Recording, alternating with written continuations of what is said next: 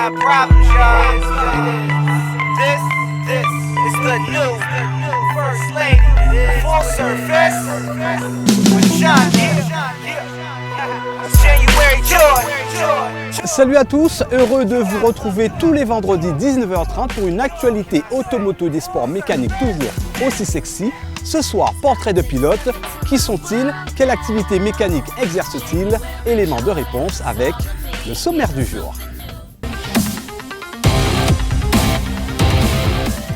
Anthony Altis, un pilote automobile qui malheureusement a bouclé sa saison sur une fausse note. Quel moral après 3 mois d'inactivité? Comment explique-t-il sa sortie de route et quel projet pour 2020? Le jeune pilote a accepté de se confier sans langue de bois à l'équipe de Zone Rouge. Connaissez-vous Christopher Girardi? C'est le champion en titre du run moto distance 400 mètres catégorie street bike. Comment le champion a construit son sacre en 2019?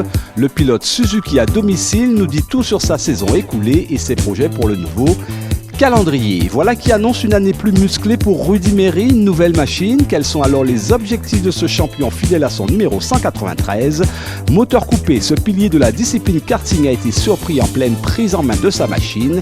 Alors, l'actualité de Zone Rouge, ça vous plaît? On balance Zone Rouge, c'est parti! Garder le moral et rester fixé sur ses objectifs, voilà désormais la devise d'Anthony Altis, déjà prêt à faire monter la température pour la nouvelle saison. Mais avant tout, retour la caisse départ pour réparer la petite 206 cassée l'an dernier au Carupira Jaricho.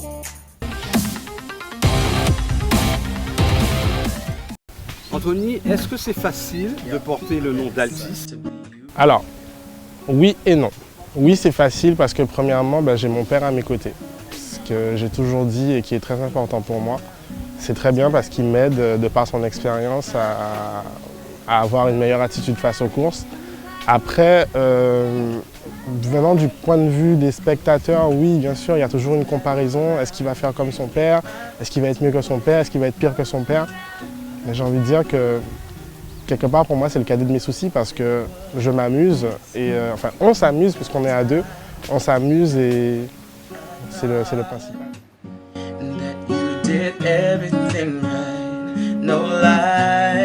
Voilà qui est dit avec franchise et sorti de la bouche d'un passionné, car Anthony Altis, quoique légitimement soutenu, a bien l'intention de faire ses armes dans le sport automobile comme un grand. Et conscient qu'il y aura du bon et du moins bon, le sport mécanique a ses règles, ses lois, ses exigences et ses punitions. Décembre dernier, par exemple, tout avait bien commencé pour le duo de la Peugeot 206 jusqu'à la sortie de route, terminé prématurément le Carupira Jaricho. Triste note, oui et non. Parce que d'un côté, le rallye pour moi, ça reste une bonne note. Parce que je pense qu'on s'est plutôt bien débrouillé avec Laura. Effectivement, on a commencé à bien prendre la voiture en main. Bon, malheureusement, une sortie de route. Je pense que ça arrive à tout le monde. Mais l'important, c'est de retenir le positif et de pouvoir rebondir de cette expérience. Alors, on analyse premièrement qu'il faudra avoir une meilleure préparation sur les gros événements comme ça, puisque c'est clairement une erreur de notre part, puisque c'est une spéciale qu'on n'avait pas eu le temps de beaucoup reconnaître. Mélangé au stress de la course, la gestion de la course, on est parti dans un rythme qu'il ne fallait pas avoir sur une spéciale qu'on n'avait pas travaillé comme ça. Et malheureusement, la sanction a été immédiate. C'est bien en forgeant que l'on devient forgeron. Anthony Altis, jeune dans la discipline, sait que seul avec beaucoup plus de roulage, il se fera davantage la main. D'où sa volonté en 2019 d'essayer le championnat dans son intégralité, avec à la clé un bilan qu'il décrit en 3 mots. Apprentissage, amusement et leçon. Voilà, ce sont les 3 maîtres mots de cette année. Apprentissage parce que c'était la première année complète qu'on faisait. On a appris beaucoup de choses, on a pu se déplacer en Martinique, donc pouvoir se confronter à d'autres adversaires. Leçon, puisqu'au final, on retient qu'il faudra effectivement mieux préparer à l'avenir nos événements, être plus consciencieux, surtout dans la préparation. Et amusement, parce que on a vécu une super saison en fait. Une super saison car le pilote du team Châteauneuf a su se concocter un programme sur mesure, cocktail vitaminé d'épreuves en tout genre et toujours avec ses fameuses courses de côte, passage obligatoire pour tout pilote en quête de progression rapide. Alors oui, s'adonner à l'exercice de la course de côte, pour moi c'est important pour un pilote qui débute, parce que en général les courses de côte qu'on a ici c'est 1,5 km. Il faut être concentré du début à la fin, ne pas faire d'erreur ou en faire le moins que possible, mais bon, le mieux c'est de ne pas en faire. Et c'est un exercice qui nous aide à nous préparer sur les rallyes où là c'est plus long, où on peut effectivement se permettre quelque part de faire des erreurs. Mais oui, la course de côte, c'est une très bonne leçon, c'est une très bonne école. Oui. Autre cocktail d'une toute autre saveur, celui où l'on mélange pas moins de 16 spéciales en 3 jours, le rallye mythique des grands fonds. Objectif à bord, aborder l'épreuve en toute sérénité, surtout quand le pari est de fouler la terre de Selcourt. Autrement dit, stratégie de rigueur dans la petite F2000 et avec le sourire pour dérider l'atmosphère d'un rallye exigeant à tout point de vue. Alors oui, j'ai été briefé par beaucoup de personnes avant les grands fonds. Premièrement mon père, deuxièmement Jean-Marie Mavunzi et troisièmement mon team, le team Châteauneuf Racing. Oui, on a été briefé, il fallait être à l'arrivée, c'était important. Donc on s'est, je dirais pas fait violence, mais on a essayé de rester sage afin de pouvoir rejoindre, de faire Selcourt déjà, parce que c'est mythique comme spécial, et de rejoindre la ligne d'arrivée sur la place de la mairie de Sainte-Anne. Est-ce que c'est facile de rester sage quand on a affaire quand même au Grand Fond qui est un rallye mythique? Quand on a envie de finir, ouais, c'est facile. Parce que on n'est pas parti sur un gros rythme, les temps le prouveront, hein. On n'a pas été à la bagarre du tout. Mais on a appris pendant ce week-end et pour moi c'est le plus important. Donc, ouais. Alors j'ai retenu que c'est long, comme on dit. Donc quelque chose de cette envergure, on ne l'aborde pas comme un rallye du Nord-Basse-Terre, on n'arrive pas à couteau tiré dès la première spéciale, on monte crescendo en rythme. Et à partir du moment où on a pris notre rythme de croisière, si j'ai envie de dire, on essaie de le tenir sans faire d'erreur, sans commettre l'irréparable. Et voilà, c'est ce que j'ai appris, à gérer une course. Alors oui, on se dit qu'on fait partie des chanceux et pas chanceux, parce que dans notre cas, on est parti le dimanche avec un problème de direction assistée. Donc bon, j'appréhendais un petit peu. Au final, ça a été très formateur, parce que conduire sans direction assistée, c'est une école aussi, parce qu'avant, les voitures n'avaient pas de direction assistée. La voiture est précise, on découvre une autre forme de pilotage.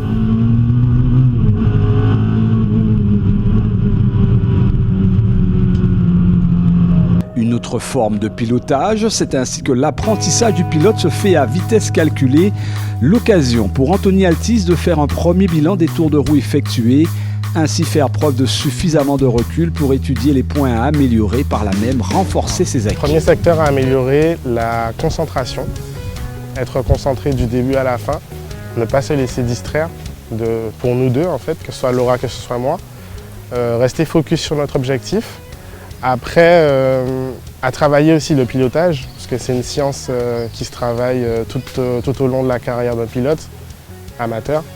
Et du coup voilà, ce sont les choses qui pour moi sont essentielles à travailler, essentielles à apprendre sur une saison. Malheureusement, en F2013, nous n'étions pas beaucoup, donc ça n'a pas permis de pouvoir se jauger sur une catégorie équivalente de voitures.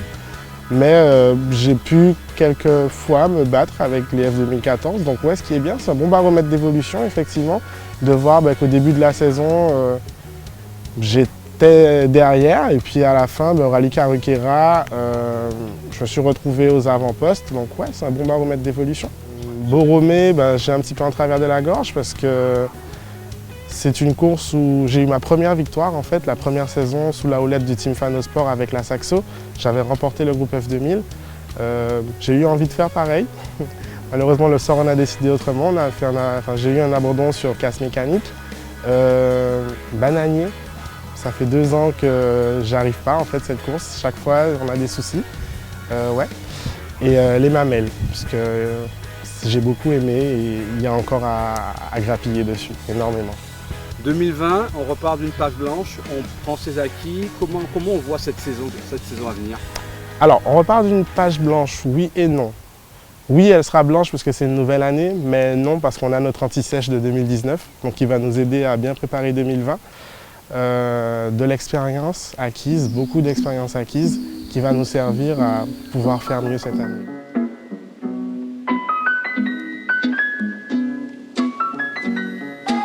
Faire mieux, cette année, Anthony Altis en a largement le potentiel.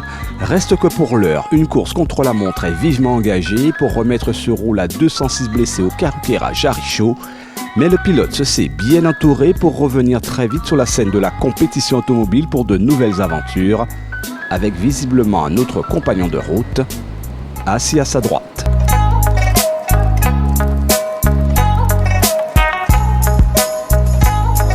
Merci, un énorme merci pour toutes les personnes qui nous ont aidés en 2019. Je pense au Team Châteauneuf Racing, à toutes les personnes qui nous ont aidés à préparer nos courses, toutes les personnes qui nous ont aidés pendant nos courses, qui nous ont soutenus, qui nous ont redonné le moral. Et un double énorme merci à toutes les personnes qui m'ont envoyé des messages après la sortie de route au Karukeira. Christopher Girdari, ce nom ne vous dira peut-être rien si vous n'êtes pas fan de départ arrêté moto. Et pourtant, ça vaut le détour. Laissons-nous emporter dans l'univers de ce champion de la catégorie Street Bike.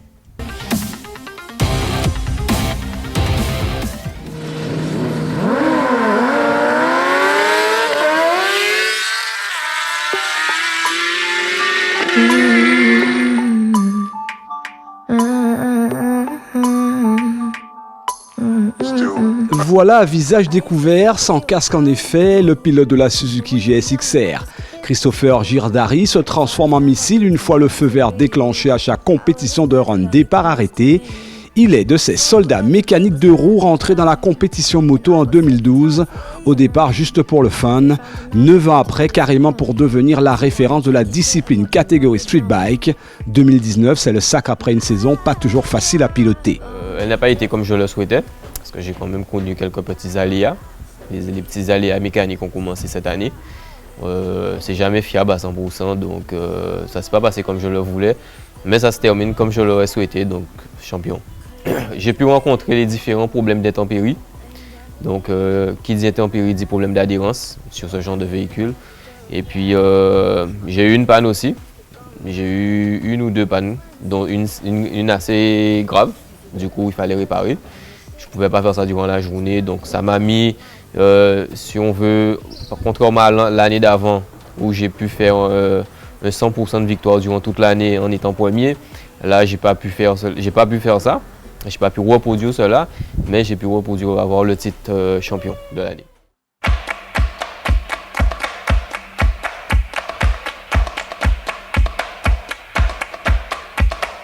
Christopher Girdari est visiblement un compétiteur dans l'âme, surtout un perfectionniste.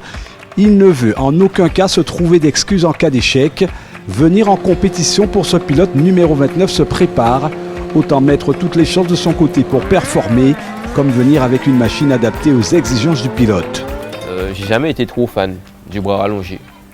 Sauf qu'en commençant les courses en 2017, quand là j'ai pu commencer à avoir un petit palmarès avec ce véhicule-là, j'ai étudié un peu le règlement en fait de la FFM. Et il était dit qu'on pouvait, pour la catégorie, avoir un empattement au-delà de ce qu'on avait sur une moto d'origine. Ça a été compliqué de le faire accepter, mais je me suis battu et du coup, ça a changé le challenge. Parce que depuis, dans cette catégorie, beaucoup voudraient qu'on n'ait pas de bras rallongés. D'où la difficulté serait un peu plus importante. Sauf qu'avec le bras, on peut exploiter la puissance des motos plus loin qu'avant. Du coup, on peut vraiment voir c'est quoi les vrais résultats. De vrais résultats, surtout quand il faut se battre contre le temps. Meilleur chrono enregistré pour le pilote, 8 secondes 948 centièmes en décembre 2018. Alors qu'aux essais le même jour, le pilote Suzuki réussissait l'exploit d'un 8 secondes 87 centièmes. La différence, en fait, c'est de gagner en efficacité. C'est d'être vraiment minutieux et précis sur tout ce qu'on fait. Le démarrage, le changement des vitesses, le changement des vitesses au nombre de tours qu'il faut. En fait, c'est toute une succession de choses. Il faut être vraiment précis. Il faut être linéaire. Il faut vraiment être concentré, ne pas être déstabilisé, ne pas avoir de tracas aux alentours qui puissent poser problème. Recette pour performer donc. Dévoilée, la concurrence peut en prendre de la graine sans que cela n'inquiète Christopher Girdari, plutôt serein et surtout convaincu qu'il n'a qu'un seul pilote à craindre, et non des moindres. Je suis le seul adversaire de moi-même. Ça veut dire que quand je suis dans la compétition, en fait, je ne suis qu'en compétition qu'avec moi. Je ne suis en compétition avec aucun autre moto, aucun autre gars, aucune autre moto qui sont en course en fait. Moi je cours, je suis du genre à être plus vite que mon ombre, plus rapide que mon ombre. Donc je suis contre moi. Le challenge c'est quelque chose qui est important dans la compétition. Sauf que malheureusement, dans toute compétition, il y a toujours des petites guerres. Et moi quand je viens dans la compétition, je viens avec un esprit positif. Restez positif et il le faudra bien pour contenir ceux qui voudront déstabiliser ce champion en titre cette saison 2020. Christopher lui-même avoue être pressé d'en découdre pour retrouver avant tout les joies de l'adrénaline à très haute vitesse et surtout faire plaisir à son premier fan, son fils Neji, seulement âgé de 4 ans, une relève déjà très précoce annoncée. Décidément, la suprématie Girdari semble avoir pris le pouvoir pour longtemps, pour très très longtemps.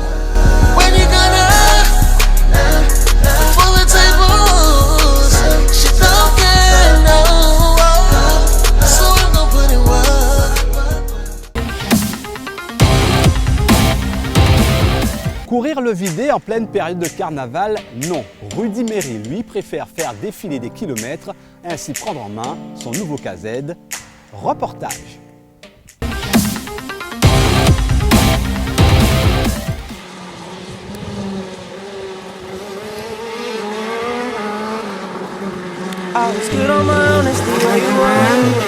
Remettre les moteurs en marche et donc s'apprêter à relancer sa saison, cela signifie pour Rudy Méry modifier quelque peu son cahier des charges car les objectifs sont revus à la hausse. Et ça passe pour le champion en titre par l'acquisition d'une nouvelle machine. Mais il ne change pas de catégorie pour autant, Rudy Méry a sorti l'artillerie lourde, le fameux KZ oui, mais un car d'une spécificité différente.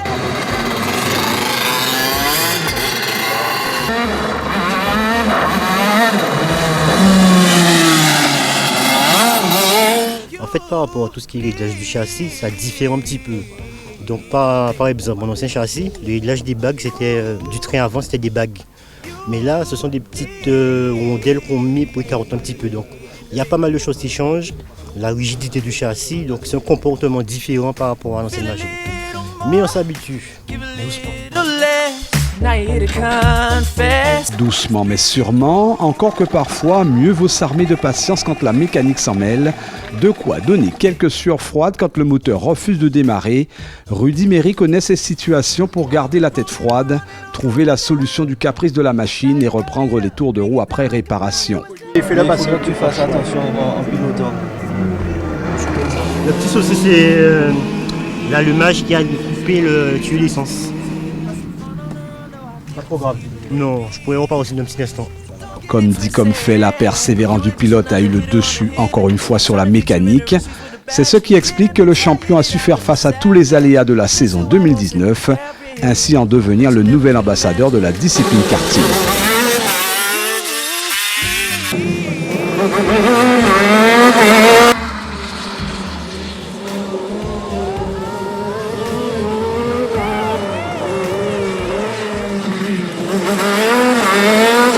Voilà, effectivement, des petits soucis au début, mais à la fin que du bonheur.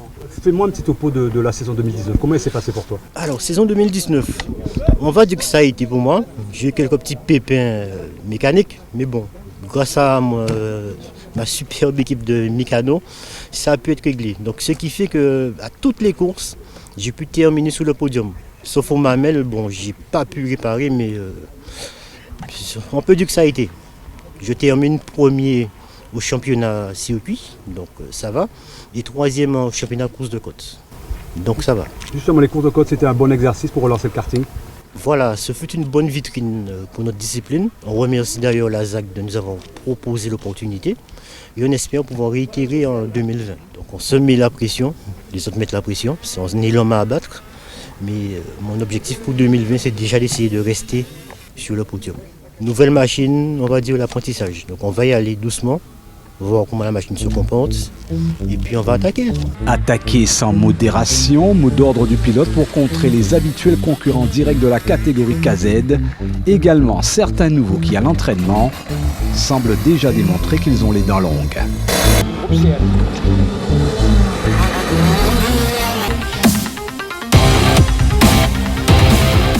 Même jour, même heure, même antenne, à la semaine prochaine. Nous, en attendant, on coupe les moteurs.